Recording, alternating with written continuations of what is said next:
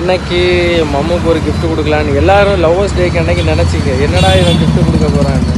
அதான் இன்னைக்கு ஒரு gift பண்ணிடலான்னு சொல்லி டைரெக்டாக வந்தது நம்ம நண்பர் ஒருத்தரோட கடைக்கு. Subramaniam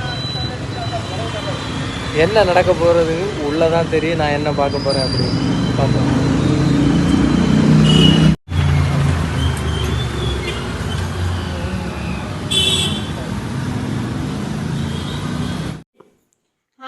welcome to our channel. இன்றைக்கி வந்து என்ன வீடியோன்னு சொல்லி பார்த்தீங்கன்னா மேரேஜ் ஃபங்க்ஷன் ஃபுல்லாகவே முடிஞ்சிருச்சு.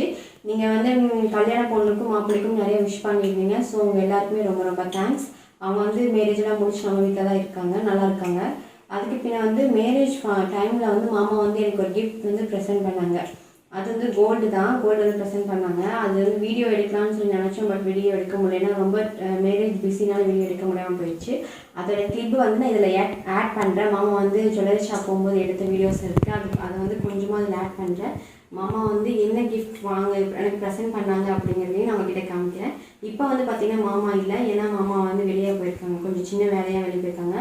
அம்மாவும் தங்கச்சியும் இங்கே தான் இருக்காங்க, ஊருக்கு போகல. அவங்க நாளைக்கு தான் ஊருக்கு போகலான்னு சொல்லிட்டு இருக்காங்க. இப்போ அந்த கிஃப்ட் என்னன்னு சொல்லி நான் காமிக்கிறேன். இந்த கிஃப்ட் தான். இதில் என்ன இருக்குன்னா பார்த்தீங்களா, இயரிங். இது வந்து கோல்டு இயரிங். நான் எடுத்து காமிக்கிறேன்.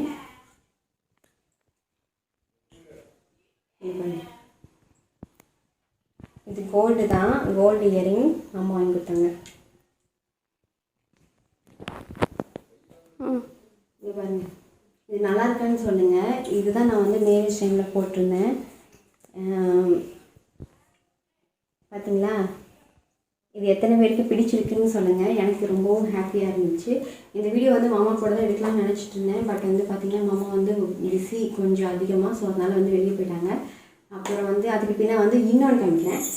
எல்லாருமே இந்த ஐனி செக்கான்னு கேள்விப்பட்டிருப்பீங்க பார்த்தீங்களா, அது மாதிரி இதுதான் அந்த ஐனி செக்கா. இது வந்து பார்த்திங்கன்னா நாங்கள் நேற்று நானும் அம்மா தங்கச்சி மாமா நாங்கள் எல்லாருமே வந்து வெளியே போயிருந்தோம் ஒரு திங்ஸ் வாங்கிறதுக்காக. அது வீடியோவும் இருக்குது, அது நான் நாளைக்கு அப்லோட் பண்ணுறேன். அந்த வீடியோ எடுத்துகிட்டு வரும்போது பார்த்திங்கன்னா ஐனி செக்க பல மரத்தை பார்த்தேன். கீழேயே இருந்துச்சு, அது சின்ன மரமாக தான் இருந்துச்சு. அது நிறைய காய் வந்துருந்துச்சு. அதில் பாருங்க, இது எத்தனை பேருக்கு இந்த பழம் பிடிக்கும்னு சொல்லுங்கள். எனக்கு இந்த பழம் ரொம்ப பிடிக்கும், ஆனால் நான் சாப்பிட்டதில்லை. நான் மட்டும் இல்லை, என் வீட்டில் யாருமே, அம்மாவும் தங்கச்சி நாங்களாம் சாப்பிட்டது கிடையாது. ஃபஸ்ட் டைம் நாங்கள் இங்கே வந்து பார்க்குறோம். பட் இது வந்து பச்சை காயாமா, இது பழுத்தது பிஞ்சு, இது வந்து பிஞ்சு. பழுத்ததுக்கு பின்ன தான் வந்துட்டு நல்லாயிருக்குமா, அது பழுக்காது. ஏன்னா இது வந்து பிஞ்சு தானே, எனக்கு பழுக்காது, கெட்டுருமா.